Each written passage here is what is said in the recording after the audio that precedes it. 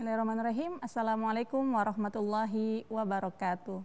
Alhamdulillah yang ala ihsanihi wa syukrullahu ala taufiqihi wa amtinanih.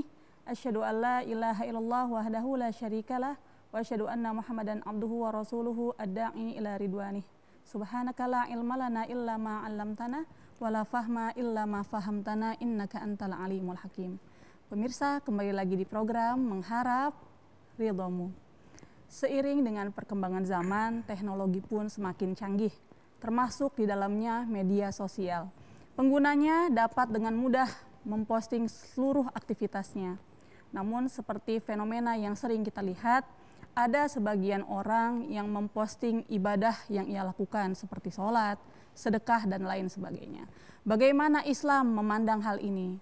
Oleh itu telah hadir di studio Ustadz Rifian Panigoro yang akan membahas tema kita kali ini. Kita sama-sama sapa beliau. Assalamualaikum Ustadz, sehat? Waalaikumsalam warahmatullahi wabarakatuh. Alhamdulillah sehat Ustazah. Alhamdulillah sehat. Nah ini Ustadz, bagaimana hukum gitu ya, pamer lah ya istilahnya di media sosial Ustadz?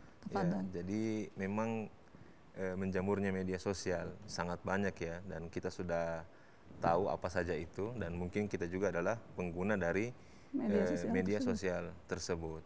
Nah, untuk lebih masuk ke dalam tentang bagaimana orang yang pamer di media sosial, maka terlebih dahulu kita ya bisa memetakan dulu ya, apakah dia ini pamer memang sengaja untuk pamer tentang ibadah yang dia lakukan, ataukah hanya untuk sekedar motivasi kepada orang lain. Oh, nggak boleh langsung menjudge gitu Ustadz ya. Karena kan sesungguhnya Allah itu melihat sesuatu yang ada di dalam hati kita. Ya, siapa tahu dia adalah orang yang memposting ibadahnya, memposting sedekahnya, memposting amaliyahnya, itu semata-mata untuk syiar Islam, bahwa Islam itu misalnya sekarang sudah dekat-dekat Lebaran Kurban, ya, Hari Raya Idul Adha. Ya, misalnya dia sudah ikut dalam kelompok kurban tersebut, terus dia posting. Nah, mungkin akan ada orang yang berprasangka bahwa oh ini ria karena dia pamer di media sosial. Nah, ibadahnya menjadi tidak ada gunanya. Tapi tunggu dulu, jangan sampai motivasinya untuk memposting hal tersebut untuk dapat memberikan ya motivasi kepada masyarakat, kepada teman-temannya, bahwa marilah sama-sama kita untuk melakukan ibadah yang satu ini. Nah, jadi kalau tadi ditanya bagaimanakah hukumnya, sesungguhnya kalau pamer media sosial dan itu semata-mata untuk dipamerkan kepada orang lain, ibadahnya bukan karena Allah Subhanahu wa taala, maka dia termasuk dalam kategori riya.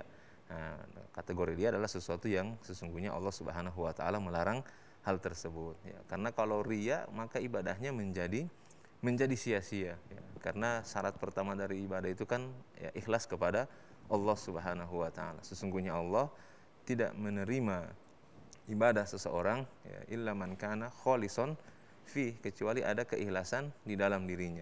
Maka ikhlas itu adalah semata-mata karena Allah Subhanahu wa taala. Maka kalau tidak semata-mata karena Allah Subhanahu wa taala berarti bercampur. Nah, makanya ikhlas itu kan dari kata kholas ya, yang artinya selesai. Ya, selesai. Kalau sesuatu disebut selesai berarti sebelumnya dia belum selesai. Nah, makanya ikhlas itu adalah sesuatu yang sebelumnya mungkin bercampur, maka kemudian dimurnikan. Maka mungkin orang itu sebelumnya ada motivasi-motivasi lain, sehingga akhirnya dia berdiri kokoh dalam ikhlas tersebut. Misalnya, oh saya akan posting ini di media sosial. Nah, kemudian ada bisikan-bisikan, oh ya posting ya. Kemudian mulai muncul rasa sombong, ya bercampur. Nah, tiba-tiba akhirnya dia kokoh pada pendiriannya bahwa insya Allah semata-mata ini motivasi. Semata-mata ini syiar Islam, bahwa Islam itu ada kurbannya.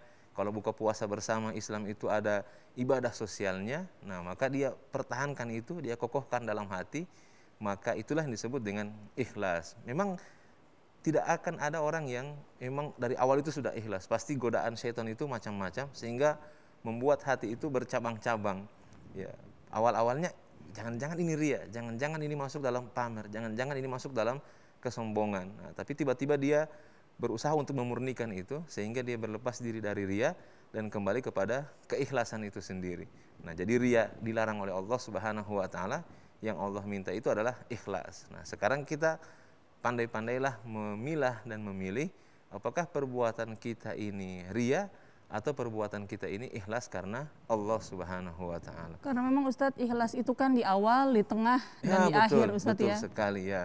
Ini pertanyaannya ya, luar biasa. Memang kadang-kadang jadi riya itu dia bisa terjadi dalam 3 keadaan ya, sesuai tadi yang disampaikan oleh Ustazah, bisa di awal, di tengah, di akhir. Nah, ada orang yang dari awal itu ibadahnya sudah tidak diterima oleh Allah Subhanahu wa taala karena memang sudah start dari niat selain Allah. Jadi bukan ikhlas ya, sudah bermacam-macam ya. Mungkin masuk di dalamnya riya dan motivasi-motivasi lainnya. Yang istilahnya ya, bukan ikhlas karena Allah. Misalnya dia mau sholat berjamaah, dia bisa memilih mau sholat di masjid A atau sholat di masjid B. Nah, dua-duanya mungkin dekat dari rumah. Tapi tiba-tiba motivasi untuk berangkat ke masjid B itu sudah berubah. Oh, di situ ada pimpinan saya, di situ ada bos saya. Kalau saya ke masjid B, nanti dia akan tahu. Punya penilaian ya, lain. Gitu. Saya ini ahlul masjid, saya ini ahli ibadah. Maka dia sudah berangkat ke masjid B itu, sudah selesai ibadahnya. Sudah divonis tidak ikhlas di awal ibadah.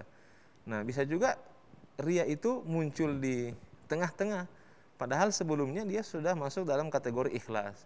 Nah, kalau saya sering memberikan contoh itu, misalnya ada orang yang sholat sendiri di rumahnya. Ya, misalnya laki-laki lah. Tiba-tiba hujan deras sehingga dia tidak berangkat ke masjid. Nah, sebelum sholat dia sudah niat dengan ikhlas bahwa nanti dia akan sholat rakaat pertama itu saya akan menggunakan surah Al-Ikhlas. Rakaat kedua saya akan menggunakan surah Al-Falaq. 2 surah yang pendek-pendek. Sudah mulai dengan ikhlas. Tapi ketika dia sudah sampai di akhir surah Al-Fatihahnya, tiba-tiba ada yang mengetuk pintu ya. Saya sering mengilustrasikan seperti ini. Mengetuk pintu, oh dia dengar ternyata itu suara dari calon mertuanya misalnya. Nah, akhirnya dia muncul dalam hatinya sebuah bisikan bahwa jangan sampai orang mertua ini tahu kalau sholat itu sukanya yang cepat-cepat ya, yang pendek-pendek. Maka seketika dia ubah ke surah yang lebih panjang, tapi motivasinya bukan lagi ikhlas karena Allah Subhanahu wa taala, tapi sudah karena orang lain. Jadi dibangun dengan ikhlas tapi rusak di tengah-tengah. Nah, kemudian yang ketiga, sudah dibangun ikhlas di awal, ikhlas di tengah, tapi tiba-tiba di akhir itu dia ya berubah. Nah, misalnya dia bersedekah kepada si A. Awalnya dia bersedekah sudah ikhlas, ya di tengah-tengah bersedekah juga sudah ikhlas. Tiba-tiba si peminta-minta itu ketemu lagi di tempat yang lain, ya di tempat yang lain ketemu dengan si peminta-minta yang sama. Nah, tiba-tiba temannya kasih misalnya 10.000 rupiah. Nah, muncul bisikan syaitan, katakan sama teman kamu itu tadi kamu kasihnya 50.000 rupiah, lebih banyak daripada yang dia kasih. Akhirnya dia mengatakan bahwa sesungguhnya yang saya kasih tadi 50.000 rupiah, ya bukan hanya 10.000 rupiah, dan bahkan saya bisa kasih sampai 500.000, 5 juta, 50 juta. Dia sudah menyebut-nyebut, ya sehingga kenalah dia firman Allah Subhanahu wa taala, ya la tubtilu shadaqatikum bil manni wal adza. Nah, dia sudah membatalkan sedekahnya dengan menyebut-nyebut pemberiannya, ya sehingga menyakiti hati si penerima. Ya, jadi awalnya baik, tengahnya baik, ya tapi sudah dibatalkan di akhir. Ya, jadi ikhlasnya hilang di akhir, yang muncul di akhir adalah sesuatu yang bukan karena Allah Subhanahu wa taala. Ya. Gitu Ustaz ya, tentang kembali lagi ke medsos Ustaz. Iya, medsos. Nah, ini sekarang kan zamannya orang berjualan online gitu ya. Jualan online. Nah, bagaimana hukum pamer makanan Ustaz? Atau misalkan pamer wajah. Kadang begini, ada orang selfie gitu kan. Selfie tiba-tiba penilaian orang ini selfie pengen dikatain cantik gitu ya. Padahal bisa jadi dia penjual kosmetik gitu ya. Penjual kosmetik. Itu bagaimana Ustadz menurut Ustadz? Itu pamer untuk kepentingan promosi. Iya, pamer untuk kepentingan promosi. Hukumnya seperti apa Ustadz? Memang menanggapi semua pernyataan orang ini juga menjadi masalah ya. Jadi orang-orang itu memang bebas untuk menghukumi. Namanya sudah masuk di media sosial, maka kita juga tidak bisa menyalahkan ya hukuman dari atau hukum yang diberikan oleh orang-orang, ya vonis yang diberikan oleh orang lain. Nah, jadi kita hanya menata diri kita sendiri bahwa berupaya bahwa itu bukan sesuatu yang pamer. Nah, tapi kita juga bisa dan harus mencerdaskan kepada pengguna-pengguna media sosial lain bahwa tidak selamanya postingan-postingan seperti itu adalah sesuatu yang pamer. Nah, kalau misalnya postingan makanan, memang makanan ini banyak kritikannya. Oh, banyak yang tidak makan, engkau posting makanan yang enak-enak ya. Banyak yang berbuka puasa hanya pakai air putih saja, tapi engkau buka puasanya dengan yang macam-macam ya. Bahkan masakan istrinya ya difoto dan sebagainya. Nah, jadi memang bisa dirinci satu-satu, dipetakan lagi. Nah, kalau sudah pernah dibahas kemarin dan sudah sempat viral bahwa kalau tujuannya adalah untuk usaha, untuk jualan, nah maka memposting makanan tersebut sesuatu yang tidak apa-apa ya, karena dia juga berusaha untuk mencari nafkah lewat jualannya, lewat media sosialnya ya. Dia memposting berbagai macam hal ya, jualan bajunya, jualan makanan, jualan minuman dan lain sebagainya. Kalau dia motivasinya adalah untuk berdagang, maka insya Allah dia tidak akan masuk pada pamer tersebut. Nah, sekarang kita tanyakan lagi ke dalam hati kita. Kira-kira kalau posting makanan ke media sosial itu manfaatnya apa? Ya, jadi kan jangan sampai kita malah terkena penyakit-penyakit ya, penyakit ain misalnya, hanya gara-gara posting-postingan sesuatu yang mampu mengundang perhatian orang. Karena memang rasa iri itu kan menimbulkan berbagai macam kejahatan-kejahatan yang lain. Nah, bahkan sudah diterangkan dalam surah ya Yusuf itu, ya berhati-hatilah kamu karena jangankan teman-teman kamu, jangankan kerabat-kerabat kamu. Dalam surah Yusuf itu saudara kandungnya saja ya berniat jahat untuknya karena kelebihan yang dia miliki. Nah, ini kita posting kayak misalnya selfie pakai mobil baru, ya selfie pakai motor baru. Nah, memang kadang-kadang memang harus di cross check lagi dalam diri kita. Jangan-jangan ini pamer.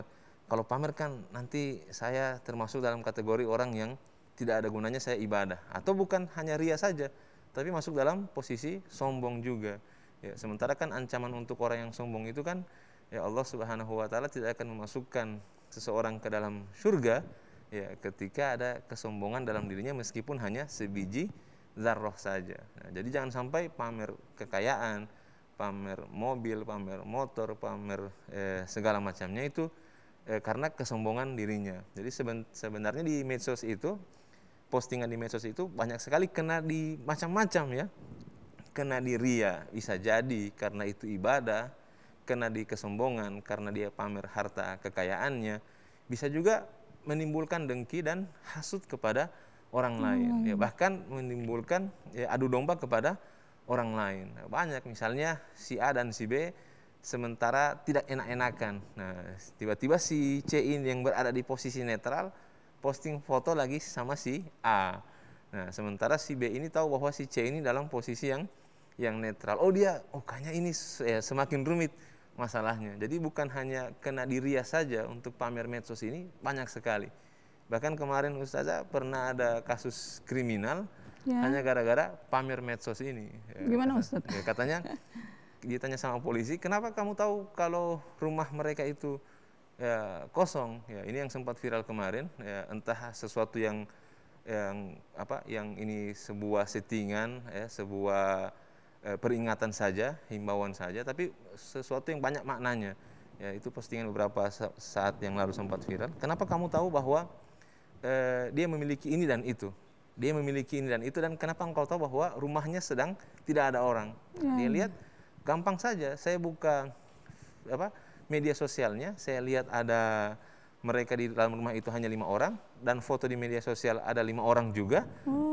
Maka saya tahu rumahnya kosong. Nah, setiap hari dia posting ada alat olahraga di dalam rumahnya. Dia tahu karena postingan-postingan. Nah, maka saya sudah tahu apa yang bisa saya ambil di dalam rumah itu. Ya, dan saya tahu kalau rumah itu lagi tidak ada orangnya. Jadi memang sesuatu yang luar biasa ditimbulkan oleh media sosial ini. Tidak selamanya hanya pamer itu keria, tapi bisa kepada penyebab-penyebab yang lain ya, masalah-masalah yang lain, masalah sombong, masalah adu domba, hasad dan dengki dan berbagai macam penyakit hati yang ditimbulkan oleh pamer di media sosial ini. Banyak juga Ustadz ya, sindir menyindir di medsos gitu kan. Sindir menyindir ya. Akhirnya Ustadz. Nah, ini juga banyak ini Ustadz, apa hukum curhat di medsos Ustadz? Kadang lagi ada masalah di rumah tangganya, curhatnya di medsos. Apakah itu solusi Ustadz? Nah, ini juga benar-benar sesuatu yang marak terjadi ya.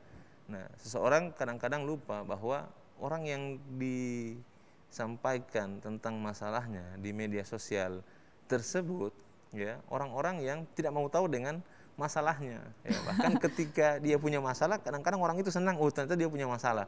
Gitu. Ya, yang memberikan solusi kan ya sangat sedikit saja. Nah, maka ini perlu kita mengedukasi kepada banyak orang bahwa berhentilah untuk ya curhat di medsos yang notabene-nya itu malah membuat harga diri kita, ya, keluarga kita itu malah hancur seperti itu. Kayak keburukan suaminya diposting di media sosial, yang harusnya orang tidak tahu, hanya masalah yang ada dalam rumahnya, ya diposting di media sosial. Nah, sementara kan Al-Quran itu mengatakan bahwa ya laki-laki itu adalah pakaian perempuan, perempuan juga adalah pakaiannya laki-laki. Jadi seorang suami ini menjaga harga diri istrinya dimanapun berada, begitupun sebaliknya. Nah, sekarang kira-kira ya semakin marak orang yang posting masalah rumah tangganya itu di media sosial. Ya. Baik Ustadz, sepertinya kita harus jeda. Ya. Pemirsa, jangan kemana-mana, tetap di Mengharap Ridhomu.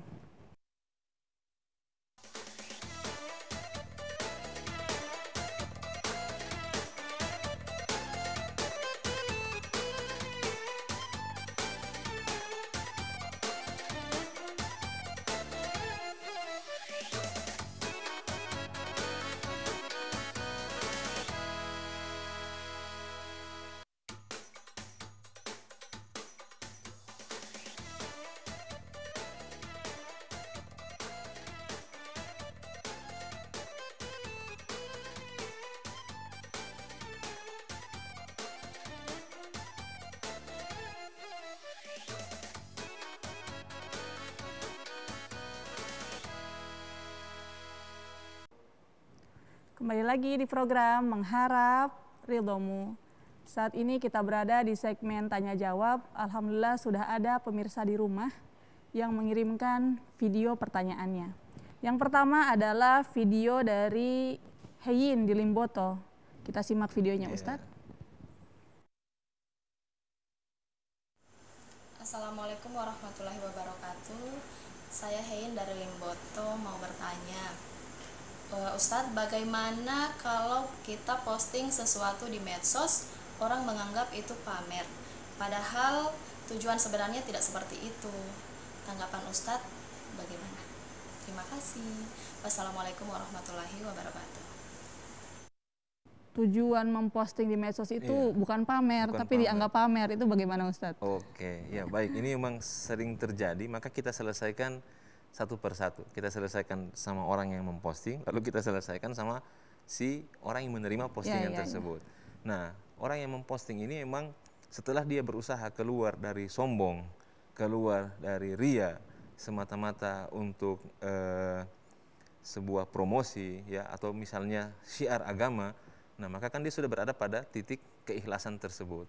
Nah, di sini dia memang harus pandai-pandai lagi untuk meramu postingannya sehingga lebih susah divonis oleh orang bahwa itu adalah pamer. Nah, misalnya kayak dia foto emas yang baru dia belikan. Nah, ditulis investasi.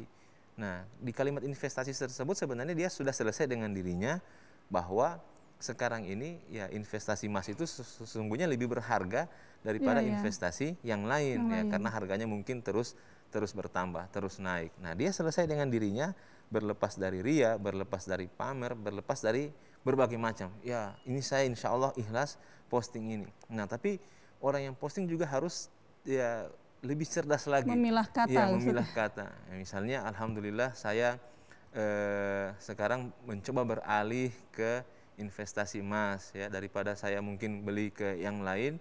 Nah, saya coba untuk investasi di barang emas. Nah, dia bisa ya kutip dalil, dia bisa kutip fakta dan lain sebagainya sehingga lebih ilmiah, sehingga orang yang mendengarkan itu benar-benar ya termotivasi bahwa oh iya, saya juga nanti kalau punya uang yang lebih, ya saya akan investasikan dia ke barang-barang yang nilainya lebih banyak. Nah, ini motivasinya sebenarnya bagus, ya, karena dia berinvest pada emas yang memang harganya ya terus naik, ya, bukan harga yang bisa susut seperti itu.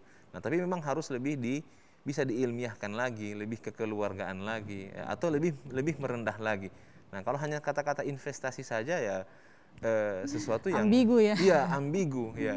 Memang bermakna bisa jadi tauriah seperti itu kan, tapi Tapi tidak apa-apa kalau untuk dirinya sudah selesai dengan sombong dan ria. Tapi kita mencoba lebih kepada sudut pandang si penerima postingan ini. Nah, kita berusaha untuk berada pada sudut pandang si yang menerima postingan ini. Nah, kayak kemarin ini ada yang posting, ya dia posting tentang ya dia baru selesai stroke, ya stroke transfer rekening. Nah, dia foto, terus ditulis investasi. Nah, itu kalau orang tidak paham apa makna investasinya, nah bisa langsung memvonis bahwa ini adalah sesuatu yang pamer. Nah, mungkin si yang posting ini sudah selesai. Nah, dia posting uang yang sudah dia transfer ke salah satu universitas ya untuk biaya studinya. Nah, dia tulis investasi. Nah, kalau kita bisa menangkap, nah dia daripada uang ini jumlahnya besar, bisa digunakan untuk yang lain, tapi digunakan untuk sekolah, tapi nggak apa-apa, nilainya investasi. Nah, tapi kan di struk itu bisa kalau orang yang membaca lebih dalam, oh iya itu ditransfer ke salah satu universitas. Jadi dia bayar SPP, bayar uang pangkal, dan disebutnya itu investasi. Nah, mungkin dia lagi tidak punya banyak uang, tapi dia berusaha mendatangkan uang, ya dengan motivasi bahwa ya sudahlah ini investasi. Nah, itu kalau kita anggap dari sisi yang sudut pandang yang positif. Tapi kan tidak semua netizen ini bisa ke situ ya. Apalagi kalau dia tidak paham dengan isi struknya itu. Oh, ini sudah apa yang dia beli? Cuma nilainya aja yang dia lihat, Ustaz. Ya, apalagi kalau nilainya sampai ya 10 juta, 15 juta, puluhan juta. Ini dia sudah beli apa ini? Investasi apa yang sudah dia lakukan? Apalagi hanya tulisannya investasi. Nah, makanya bisa ditambahkan meramu kalimat-kalimatnya. Alhamdulillah saya sudah berniat, pokoknya lillahi ta'ala, ada dengan tidak ada, saya berusaha. Ya, namanya juga ini investasi, ya maslahatnya besar untuk dunia pendidikan yang lebih baik. Nah, itu orang jadi termotivasi. Insya Allah berarti dia ini lagi lanjut studi, ilmunya mudah-mudahan berkah. Nah, kemudian kita bisa ke sudut pandang pembaca. Nah, sudut pandang pembaca ini, wahai para netizen ya, nah ketahuilah bahwa agama itu memerintahkan kepada kita untuk mendatangkan ya berpuluh-puluh macam prasangka positif kepada sesama muslim kita. Bahkan dikisahkan ketika di zamannya para sahabat itu ada yang janggutnya ini sudah ada khomarnya. Nah, tapi praktek prasangka itu sudah dimulai dari zamannya para sahabat ya.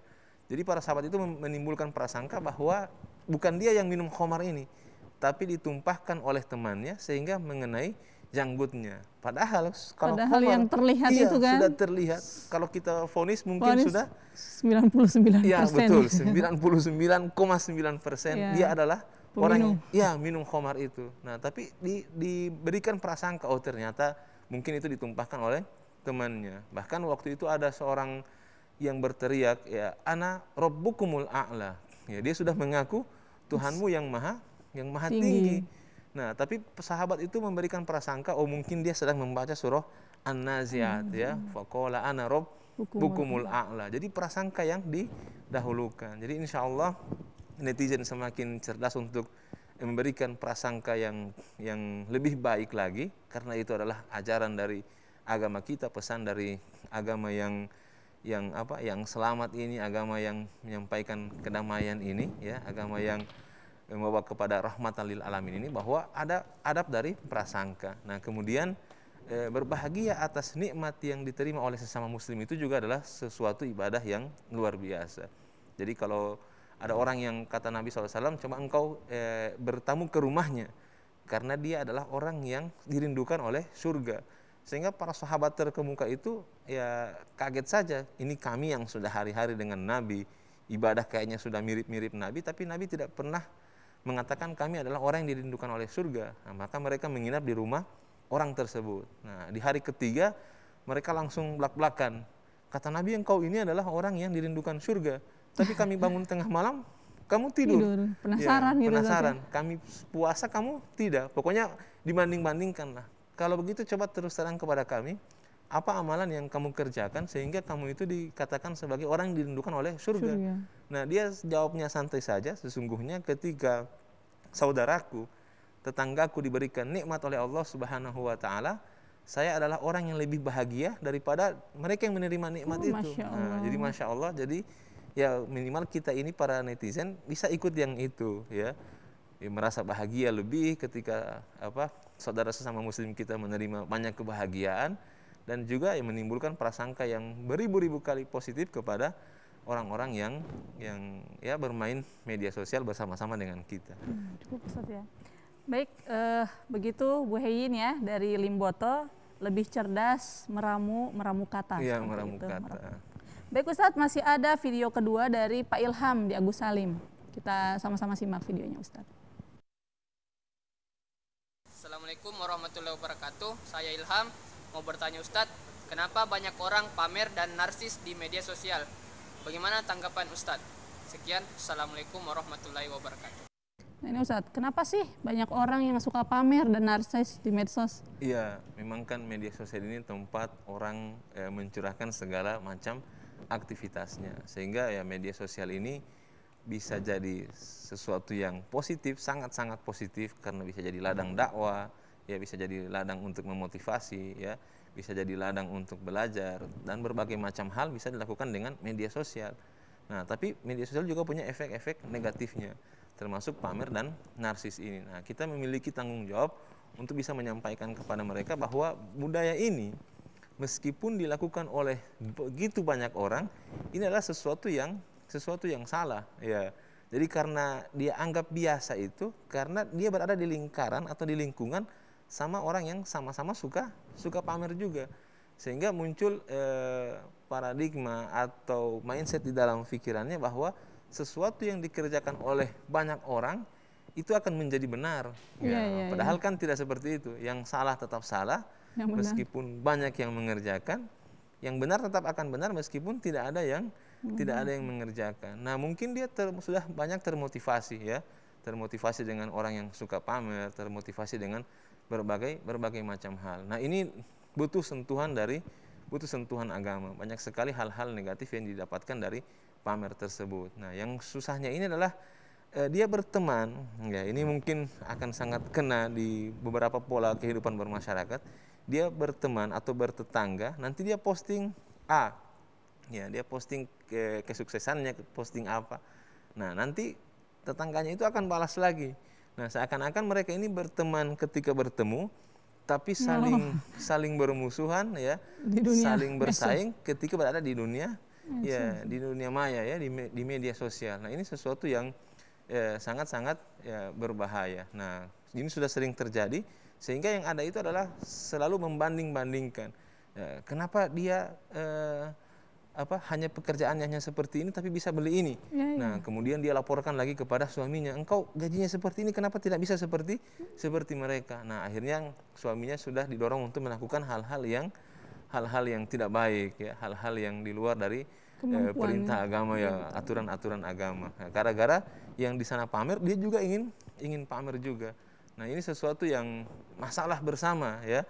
Jadi insya Allah para orang-orang yang sudah sadar bahwa ini bahaya, sangat berbahaya pamer ini, ya, ada unsur kejahatan di dalamnya, apalagi kesombongan sampai membuat kita tidak bisa masuk surganya Allah Subhanahu wa taala, dan juga bisa ada pada kategori ria.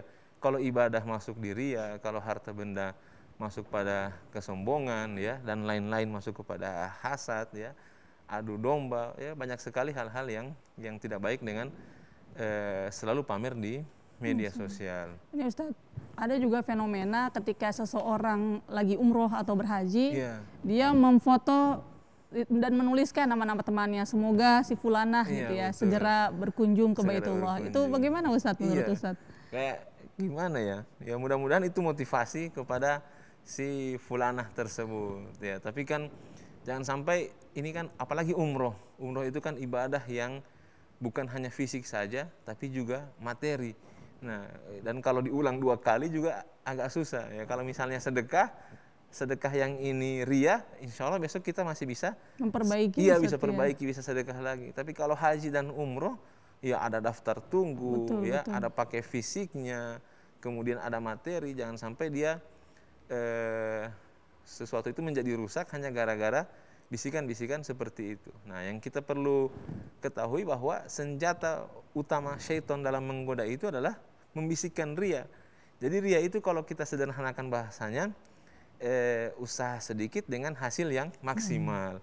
Jadi kalau syaitan itu menggoda terlalu susah-susah, sebelum dia ke yang susah-susah itu, godaan-godaan yang membutuhkan usaha yang berat, dia coba dulu ke hal-hal yang tipis-tipis dulu, kecil-kecil dulu, ya dibisikkan ria tersebut. Nah, jadi al-yasiru minar ria, ya syirkun, sedikit saja dari ria itu sudah ya mengandung kesyirikan. Artinya ada ria sedikit sudah masuk ke dalam kategori tidak ikhlas. Jadi setan nongkrong santai hanya bisik aja, coba kamu foto biar orang tahu kamu ini sedang berhaji. Akhirnya dia foto. Coba kamu foto teman kamu biar teman-temannya yang lain yang melihat postingan dari teman kamu itu tahu kalau kamu sedang umroh. Ya, jadi sudah selesai ibadahnya, capek-capek fisik materinya, tapi hancur gara-gara bisikan sedikit dari setan yang menimbulkan ria di dalam hatinya. Ya Ustaz, saya pernah dengar perumpamaan ria itu ibarat semut berwarna hitam gitu kan, dia berada di atas batu hitam di malam hari, jadi nggak kelihatan, beda-beda tipis. Iya, tidak kelihatan ya. Sangat, itu terus perbedaan antara ikhlas gitu Ustadz, tadi ikhlas sudah dijelaskan. Perbedaan antara ria, sombong dan pamer itu apa Ustadz? Iya, memang kalau ria itu kan seperti sebuah penyakit yang ada dalam diri manusia, ya. Dia tinggal diaktifkan atau tidak. Nah, jadi orang itu kadang-kadang merasa meskipun sudah tidak ria, merasa aduh jangan-jangan ini ria, jangan-jangan ini ria. Karena ria itu sebenarnya sesuatu yang aktif dalam diri. Ada bibitnya gitu ya? Iya, ada bibitnya. Tinggal manusia itu membuat dia reaktif atau tidak. Nah, jadi ketika dibisikkan, coba kamu bikin yang seperti ini, jangan, ini bukan ini. Ya, kayak misalnya dia sholat subuh, tiba-tiba ada bisikan yang membisikkan kepadanya bahwa sesungguhnya semua orang di kampung ini tidur semua, hanya kamu yang beribadah. Itu kalau dia sedikit saja bilang, oh iya ya, itu sudah kena jeratan ria itu dia. Jadi itulah disebut dengan usaha kecil tapi hasilnya sangat maksimal. Nah, makanya ketika ada bisikan seperti itu ya kita hanya cukup meyakinkan dalam diri bahwa oh tidak, saya tidak seperti itu, saya tidak seperti itu. Ditepis ya, gitu, ditepis Ustaz, ya, betul, ditepis. Bahkan dalam keadaan sholat pun ya setan terus-menerus mengganggu. Ya, luar biasa. Memang setan ini ya jago sekali untuk ya membuat manusia itu kehilangan pahala dari setiap ibadah yang dia kerjakan. Nah, kalau sederhananya ria itu adalah sesuatu yang kita kerjakan tapi bukan karena Allah Subhanahu wa taala. Nah, makanya ada sebuah pendekatan yang bagus itu ketika dia ditelepon oleh kerabatnya. Ya, kami ini dari jauh mau mampir ke rumah kamu. Ya, mau mampir ke rumah kamu. Ya, kami kamu mau datang ke rumah kamu untuk silaturahim. Nah, dia sudah menyiapkan segala macam hidangannya. Tiba-tiba orang itu tidak jadi datang. Oh, kayaknya kami langsung muter balik aja, nggak jadi datang. Nah, kalau dia kecewa, maka sesungguhnya menyiapkan makanan tadi bukan karena Allah Subhanahu wa taala, lebih utama. Ustaz, ya. Ya, kayaknya pendekatannya seperti itu. Kalau dia tidak kecewa, ya berarti benar-benar karena Allah Subhanahu wa taala. Karena memang motivasi saya itu bukan kedatangan kalian, tapi motivasi saya itu ikhlas kepada Allah karena Allah memerintahkan untuk memuliakan tamu ya. Masya Allah Ustaz, makin menarik pembahasan kita sore ini. Namun kita harus jeda sejenak. Pemirsa, jangan kemana-mana, tetap di Mengharap Ridhomu.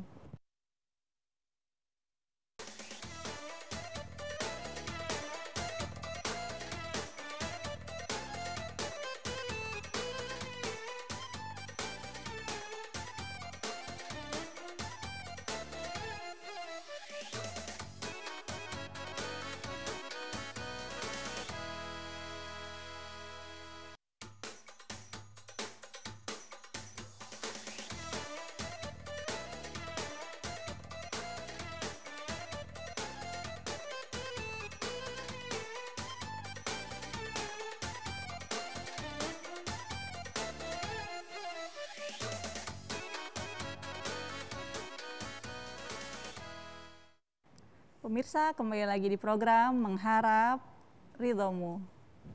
Baik Ustadz, ini ada pertanyaan lagi nih Ustadz.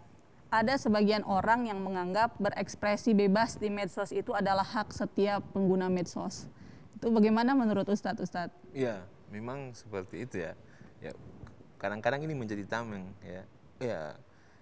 Media sosialnya saya, kenapa engkau yang mengurusi yang atur-atur gitu. Karena kamu yang atur-atur media sosialnya saya. Nah, tapi ketahuilah bahwa hak setiap orang itu pasti bersandar, ya, berbenturan dengan hak lainnya. Nah, ini seperti contoh kita beranalogi pada orang yang putar musik keras-keras. Nah, hak saya, ya, musiknya saya, rumahnya saya, kalau saya gede-gedein musiknya ya terserah saya. Nah, itu emang hak kamu, tapi hak kamu itu akan berbatasan langsung dengan hak-haknya orang lain. Nah, hak tetangga juga akan bilang bahwa hak dia juga mendapatkan ketenangan. Nah, juga hak Allah, ya, hak Allah itu ya harus menaati segala perintah yang diberikan oleh Allah Subhanahu wa taala dan Rasulnya. Nah, kalau dia posting apa saja, ya misalnya posting aurat misalnya. Nah, ya media sosialnya saya, kenapa kalian yang protes? Oh iya, memang, tapi berbatasan dengan manusia bagaimana? Misalnya, ya hal itu bisa menimbulkan mudarat kepada yang lain. Hanya gara-gara postingan kamu ternyata ada orang yang syahwatnya naik. Betul. Ya, gara-gara postingan kamu berbagai macam respon dari yang melihat postingan tersebut, sehingga ada hal-hal negatif yang ditimbulkan. Dan berbatasan juga dengan haknya Allah Subhanahu wa taala, menyuruh kamu untuk menutup aurat, ya, menyuruh kamu untuk menahan pandangan dan lain sebagainya. Nah, sehingga kalimat-kalimat seperti itu ada kalimat-kalimat yang harus kita segera luruskan di tengah-tengah masyarakat, ya. Karena masyarakat ini kan membenarkan sesuatu yang disepakati kebenarannya oleh mereka sendiri. Nah, padahal kan kalau dalam kalimat watawasau bil haq itu kan nasihat menasihati dalam kebenaran yang disepakati oleh Allah Subhanahu wa taala. Makanya ada penafsir yang mengaitkan bahwa al-haq itu kita baca dengan Allah Subhanahu wa taala, bisa diganti dengan Allah. Nasihat menasihati apa yang Allah mau. Nah, seperti itu. Jadi kadang-kadang kan kayak orang gibah. Ini bukan gibah loh. Nah, dia sendiri yang menyepakati kebenarannya. Ini bukan ria loh. Oh, tunggu dulu. Bukan ria, bukan gibah, itu bukan vonisnya kita sendiri, tapi ada aturan-aturan dari agama itu sendiri. Kadang begini Ustadz, ada yang bilang begini, jadi dia itu bermodalkan hadis Nabi katanya, idza lam tastahi fasna masyita. Kalau kamu nggak malu, ya buat aja semaumu. Toh aku nggak malu kok gitu ya. Akhirnya dia posting terserah dia, gitu bagaimana Ustadz ya? Berarti dia sudah orang yang tidak punya lagi rasa malu ya. Sementara kan ada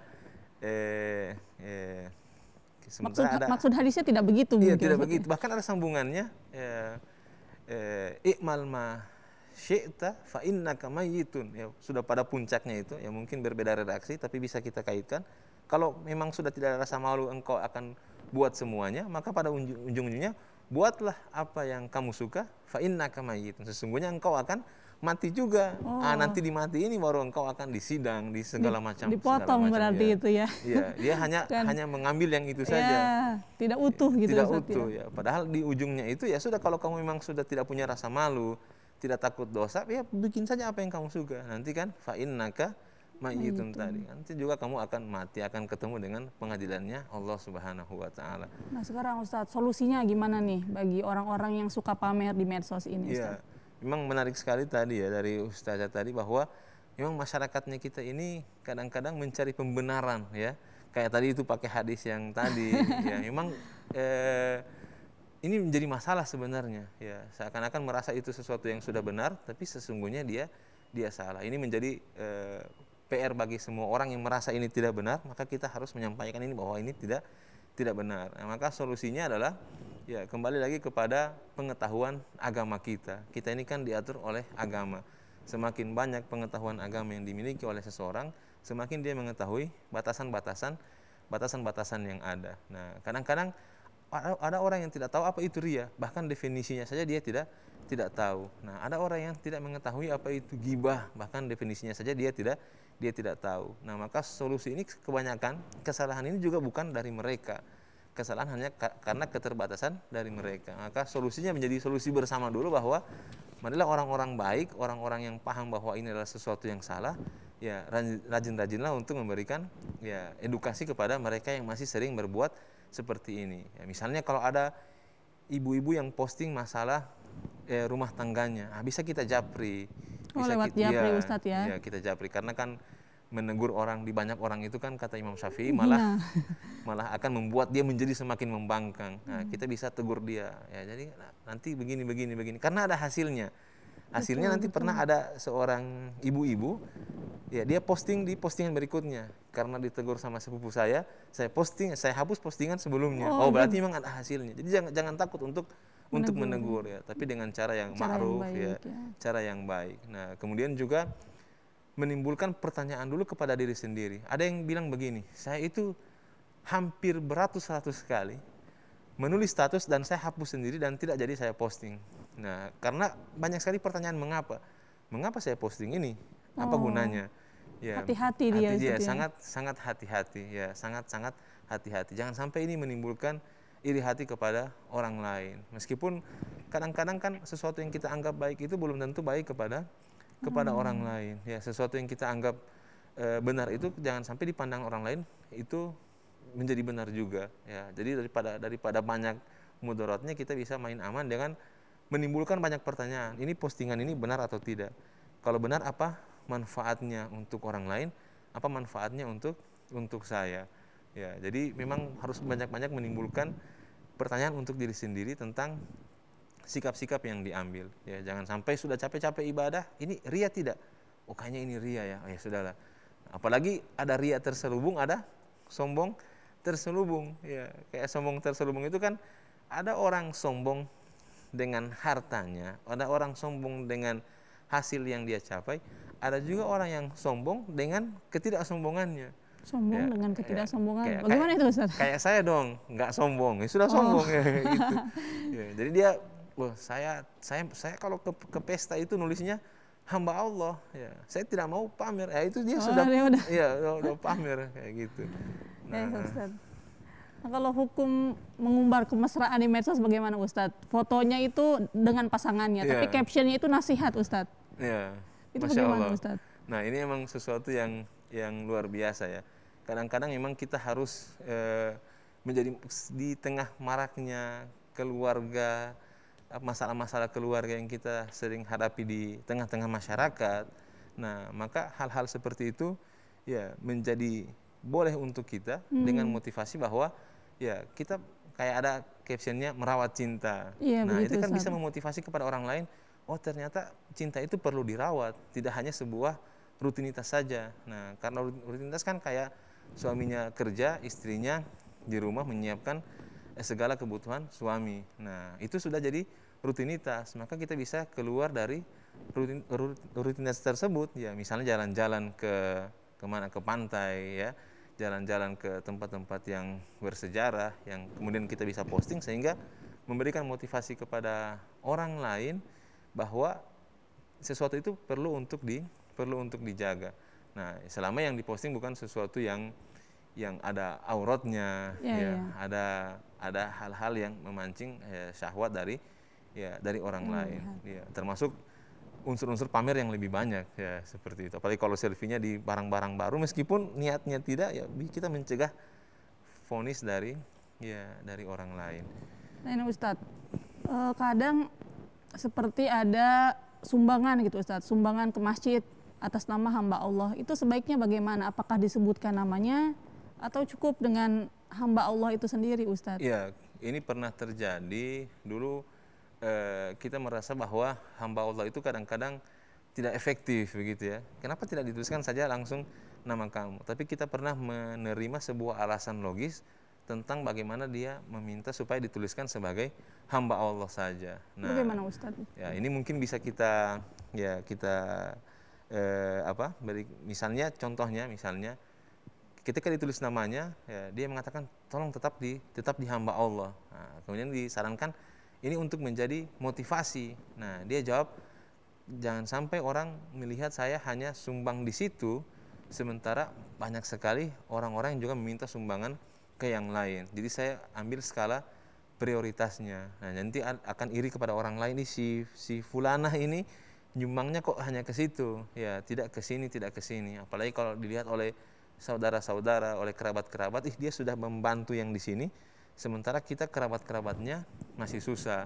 Nah, padahal dia sudah mengatakan bahwa kerabat-kerabatnya ini sudah tidak susah lagi. Tapi kalau mintanya kebutuhan, bukan kebutuhan primer, sudah sekunder, kan masalah juga. Betul. Nah, alasannya jadi logis juga untuk hamba Allah itu. Tapi jangan sampai kayak kayak anekdot gitu ya, yang bilang gini, ya, saya datang ke pesta pernikahan kamu, ya, mana nggak ada namanya, itu yang nyumbang pakai hamba Allah. Nah, jadi jangan sampai dia. ya jangan sampai hamba Allah jadi sesuatu yang Iya, betul. Ya, kalau banyak nama sendiri, kalau 25.000 pakainya hamba Allah. Ya. Inilah kita ya, kan disebutkan kan yaumala yang fa'u malun wala banun illa man atallah biqalbin salim.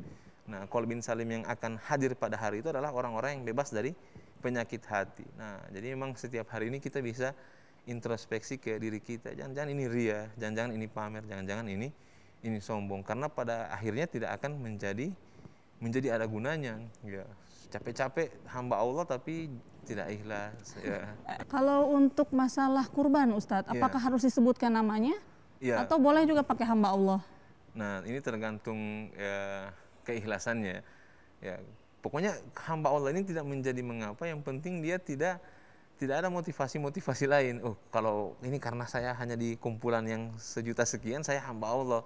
Kalau yang di 2 juta sekian, saya pakai nama saya. Pokoknya hamba Allahnya itu bisa memberikan, bisa terbuka ruang. Misalnya kalau ditulis namanya, bisa memberikan motivasi untuk orang lain misalnya. Tapi kalau ditulis hamba Allah, karena misalnya jangan sampai orang tahu bahwa saya berkurban sementara ada kebutuhan orang lain yang belum saya belum saya penuhi. Kembali ke niat, Ustadz ya. Begitu, kembali seperti ke niat. itu. Nah, ini Ustadz, kembali ke medsos tadi ya, media sosial. Kadang ada kejadian kita terganggu dengan salah satu teman kita di FB gitu ya. Dia posting-posting yang tadi Ustadz bilang membuka aurat lah, atau mungkin kata-katanya yang kurang enak dibaca gitu, Ustadz. Itu apakah termasuk adab kita delete dia gitu dari pertemanan, Ustadz? Iya. Jadi kan mungkin kalau delete itu kita bawa kepada ranah penafsirannya, mungkin itu selemah-lemah iman ya. Oh gitu, Ustadz. Selemah-lemah iman. Tapi kan selemah-lemah iman itu sudah termasuk dalam bentuk usaha. Oh gitu. Ya, yang bahaya itu kan kita lihat dia berbuat sebuah kemungkaran, tapi kita sepakati kemungkarannya. Nah, itu kan yang berbahaya ya. Jadi ada kemungkaran tapi tidak ada usaha untuk mencegah kemungkaran ya. Bisa dicegah pertama dengan tangan, mungkin ya kita bisa, kalau bisa dipukul ya mungkin seperti itu, tapi kan tidak dengan kekerasan. Bisa kita nasihati dengan lisan kita. Tapi kadang-kadang usaha pertama dengan kedua ini kan sulit ya. Karena mungkin berbagai macam kapasitas yang ada. Maka kita bisa pakai orang ketiga untuk menasihati yang lebih sepadan dengan dia. Nah, usaha untuk delete itu sebenarnya adalah usaha dalam selemah-lemah iman itu ya. Karena dikatakan bahwasanya ketika melihat sebuah kemungkaran, hal terakhir yang bisa dilakukan itu adalah membenci yang dilakukan itu.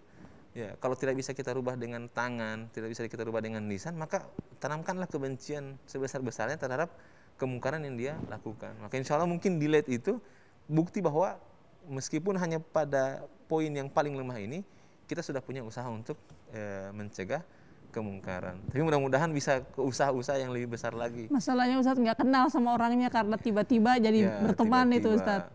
Tiba-tiba berteman. Ya. Ustadz, kemudian bagaimana dengan fenomena orang tua yang, mohon maaf ya dalam tanda kutip, pamer di medsos tentang anaknya misalnya, Ustadz.